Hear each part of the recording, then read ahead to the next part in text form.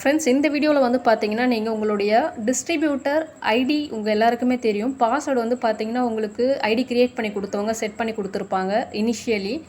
அதுக்கு பிறகு நீங்கள் அந்த பாஸ்வேர்டு எப்படி சேஞ்ச் பண்ணுறதுன்னு தெரியாமல் அதே பாஸ்வேர்டை யூஸ் பண்ணிகிட்டு இருந்திருக்கலாம்.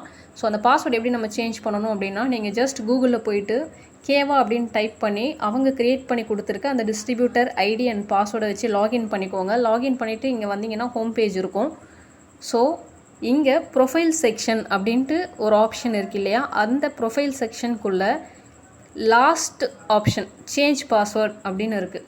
ஸோ அந்த சேஞ்ச் பாஸ்வேர்டுக்குள்ளே போனீங்கன்னா ஓல்டு பாஸ்வேர்டு உங்களுடைய அப்ளைன் லீடர் என்ன பாஸ்வேர்டு க்ரியேட் பண்ணி கொடுத்தாரோ அந்த பாஸ்வேர்டை இங்கே டைப் பண்ணிக்கோங்க.